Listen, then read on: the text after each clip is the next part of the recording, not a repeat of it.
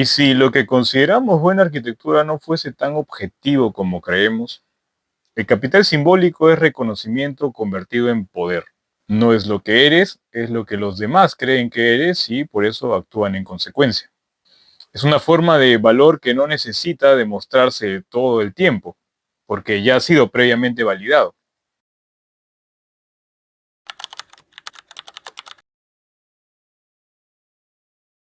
¿Cómo se consigue? Vimos anteriormente que el capital cultural nos daba el lenguaje, es decir, la manera de pensar y de posicionarse frente a la arquitectura. El capital social nos permitía rodearnos, insertarnos en ciertos círculos y acceder a determinadas redes. Y el capital simbólico en este caso aparece como una acumulación de todo lo anterior, casi como una consecuencia. Pero no solo eso.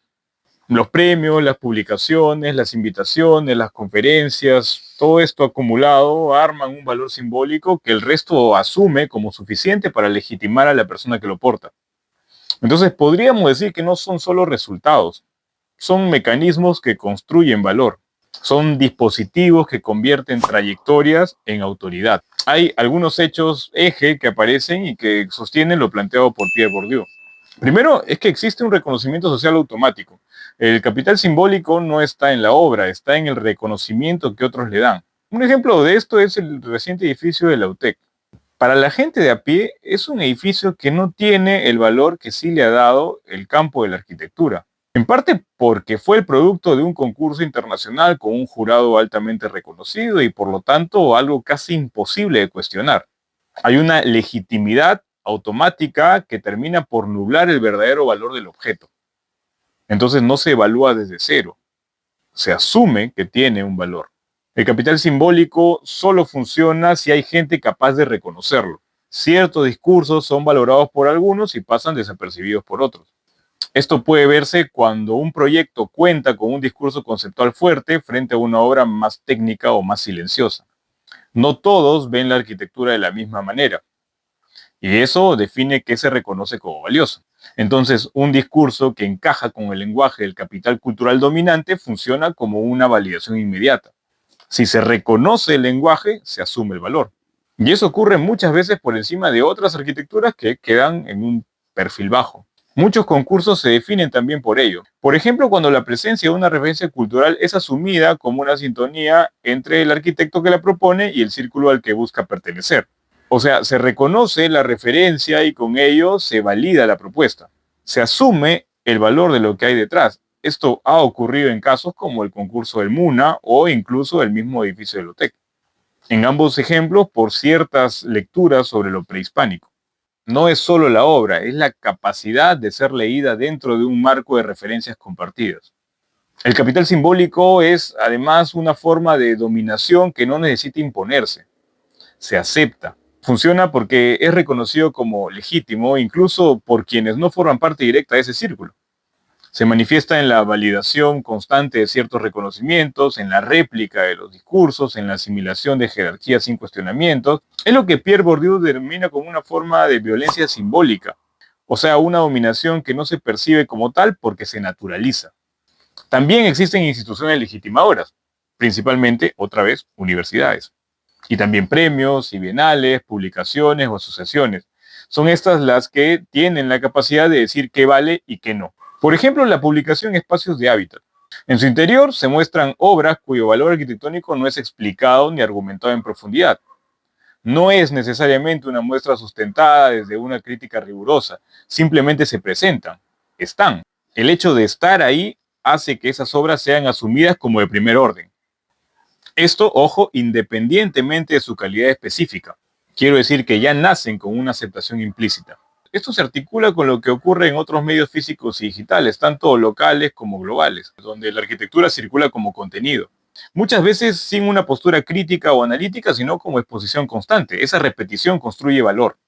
Como plantea Debord, todo lo que era vivido directamente se ha alejado en una representación. En arquitectura esto implica que la obra no circula como experiencia directa, sino como una imagen. Y aquello que más se representa, más se difunde, más se muestra, termina siendo lo que más valor adquiere. En esa misma línea, tomando nuevamente a Beatriz Colomina, lo que conocemos de la arquitectura no es la obra en sí, sino su representación. Y es esa representación lo que construye en gran medida su capital simbólico. Hay otros casos también particularmente interesantes, aquellos donde el reconocimiento no se construye desde cero, sino que se hereda. Aparece aquí la importancia del apellido. Cuando el talento viene acompañado por una historia previa, por un nombre que ya tiene peso dentro de este campo cultural. El apellido puede funcionar como una forma de capital simbólico anticipado. Antes de ver la obra ya existe una expectativa, ya existe una lectura o incluso una aceptación previa. Ojo que esto no invalida la capacidad individual, pero sí condiciona la forma en que esa capacidad es percibida desde antes de ser evaluada. Podemos decir que esa capacidad es fortificada por el apellido. Esto se puede observar con mucha claridad en distintas generaciones dentro de la arquitectura peruana. Quienes continúan con esas trayectorias no parten desde cero, parten desde un lugar donde ya existe reconocimiento. Malakowski, Belaunde, Cruz, Siriani, Orrego, Domenach, Llona y varios más. No se trata de si su obra o producción es buena o no, se trata de que no es leída desde un punto neutro. El apellido funciona como una señal de valor porque hereda legitimidad. Ser familiar de alguien puede hacer que una trayectoria comience con visibilidad. Y esa visibilidad inicial no es menor, condiciona las oportunidades, las lecturas y las posibilidades de consolidación dentro del campo. Un caso específico, Patricia Siriani. Ella, historiadora del arte, muy buena en su labor crítica y teórica del arte, de la arquitectura, llegó desde afuera y se insertó con bastante facilidad dentro de los círculos de la arquitectura peruana por ser hija de Enrique Siriani. Y eso que ella no es arquitecta. Esto no significa, insisto, que no haya calidad. Significa que la calidad no opera sola. Muchas veces viene primero el reconocimiento y después la validación de lo que se hace. ¿Cómo opera este capital simbólico? Primero a través de un efecto acumulativo. Si apareces una vez, es más probable que vuelvas a aparecer. Publicaciones, premios, visibilidad. El capital simbólico se autoalimenta, se refuerza a sí mismo. Segundo, mediante la conversión de capitales. El capital cultural te permite entrar, el capital social te permite circular, el capital simbólico te consagra. Es el que convierte una trayectoria en autoridad reconocida. Es el punto en el que ya no solo participas del campo, sino que empiezas a definirlo. Y tercero, lo que ya habíamos dicho anteriormente, mediante la naturalización. Llega un punto en que ya no se cuestiona por qué alguien está ahí. Su presencia se vuelve indiscutible. Su obra se interpreta en positivo casi por defecto. Más bien su ausencia sería más extraña que su presencia. Aquí ya no hay evaluación real, hay creencia. ¿Cómo se ve esto en la práctica? Obras que se legitiman por quien las firma, discursos que se vuelven difíciles de cuestionar, la selección de representantes en eventos internacionales, la repetición de ciertos perfiles en espacios de validación, la circulación constante de determinadas oficinas. Es eso. Y eso es la arquitectura peruana. Por ejemplo, la próxima conferencia de ciertos arquitectos será un éxito antes de empezar, simplemente por quién la da. El tocar ciertos temas particulares, independientemente del que sea, será celebrado automáticamente cuando proviene de determinados autores. Entonces la pregunta ya no es quién hace buena o mejor arquitectura, sino quién tiene el poder de decidir qué significa bueno o mejor. El capital simbólico no solo reconoce valor, lo reproduce.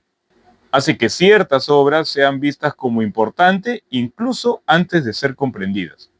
Hace que ciertos arquitectos sean aceptados incluso antes de ser escuchados. Y cuando eso ocurre, el campo deja de ser un espacio de discusión, se convierte en un espacio de confirmación. El capital simbólico es lo que permite que algo sea reconocido como valioso sin necesidad de demostrarlo todo el tiempo. El problema no es que exista reconocimiento, el problema es cuando ese reconocimiento deja de cuestionarse. Porque en ese momento la arquitectura deja de evaluarse por lo que es y empieza a sostenerse por lo que representa. Y cuando la representación pesa más que la obra, no estamos hablando de arquitectura, sino de poder.